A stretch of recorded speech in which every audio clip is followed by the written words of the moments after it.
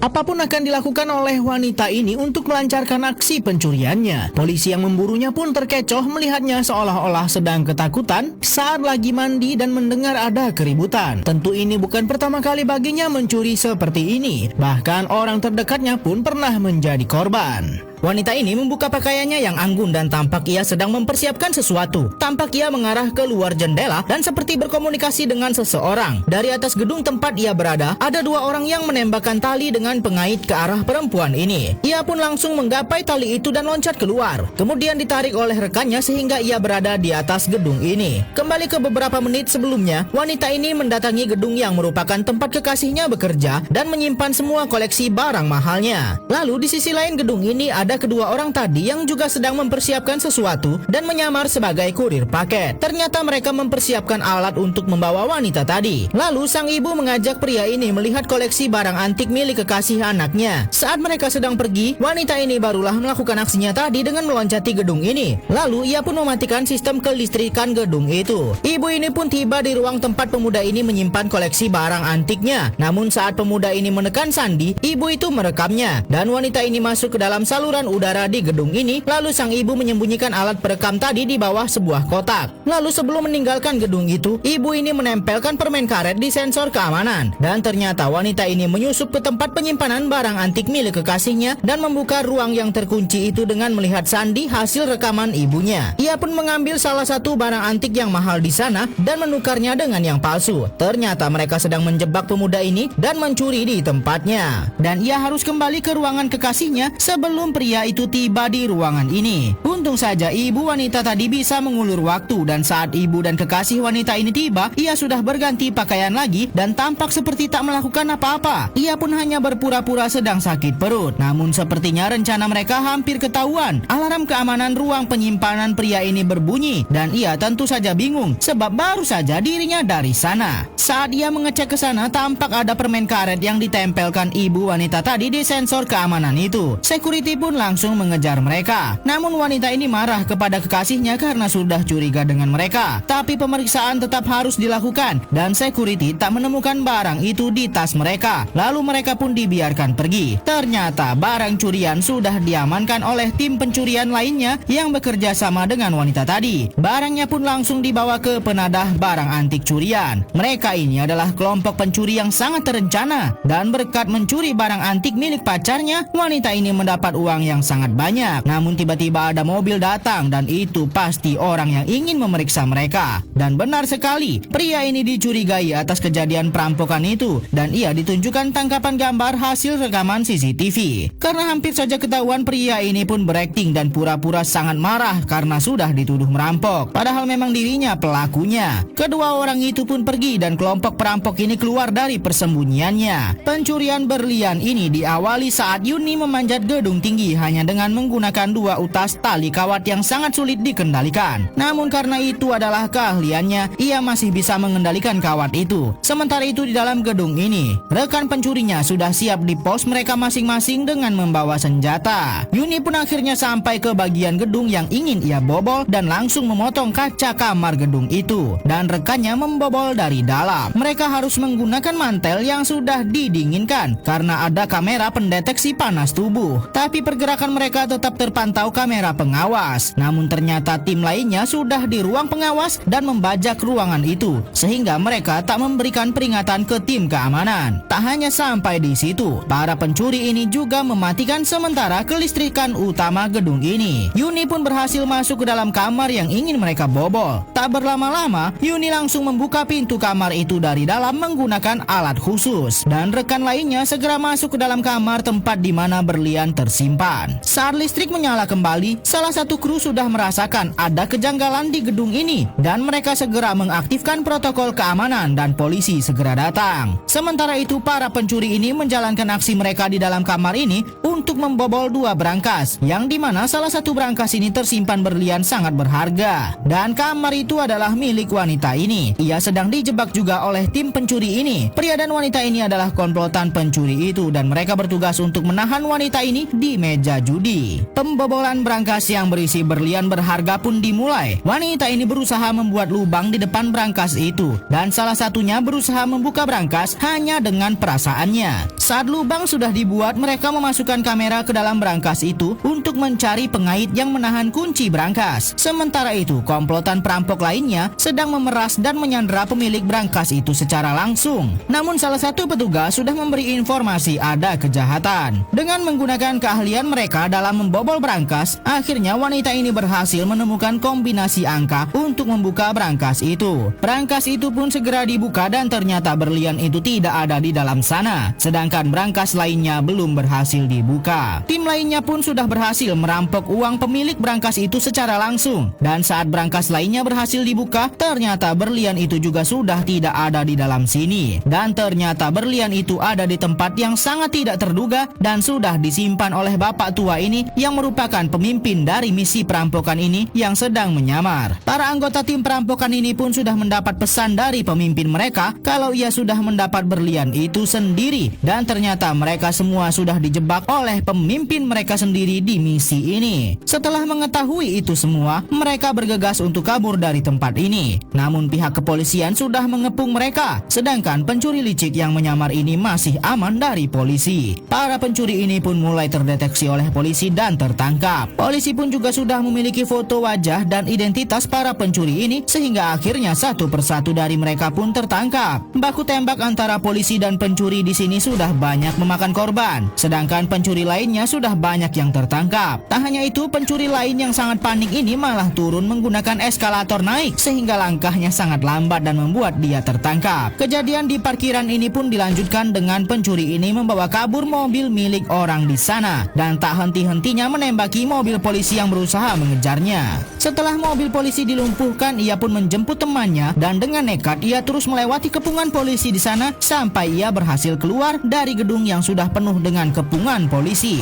Dan mereka pun mengalami kecelakaan yang merenggut nyawa mereka. Sementara itu, pemimpin dari komplotan perampok ini berhasil meloloskan diri dengan cara menjebak anggotanya sendiri sampai para anggotanya tertangkap oleh polisi. Namun mereka tentu saja tak akan pasrah tertangkap begitu saja. Wanita ini menggunakan anting miliknya untuk membuka borgol mereka, lalu mereka langsung menodongkan senjata ke polisi itu. Namun karena terjadi keributan di sana, membuat mobil itu tak terkendali hingga hampir saja terjatuh ke sungai. Kedua pria yang sudah dilepaskan borgolnya itu malah langsung pergi begitu saja, meninggalkan wanita ini yang belum sempat melepaskan borgol di tangannya, hingga mobil itu terjatuh ke dalam sungai dan ia pun tenggelam dengan keadaan masih terikat. Tapi ternyata pemimpin mereka yang berkhianat tiba-tiba datang menolong wanita ini, dan saat dia terbangun, wanita ini melihat ada kunci di tangannya dan ia mendapatkan pesan untuk menemui rekan lainnya di suatu tempat. Dan di antara komplotan perampok itu, hanya mereka yang berhasil lolos. Dan pemimpin mereka yang menyamar dan kabur ini sudah menjadi buron. Kemanapun ia pergi, kini akan selalu diintai.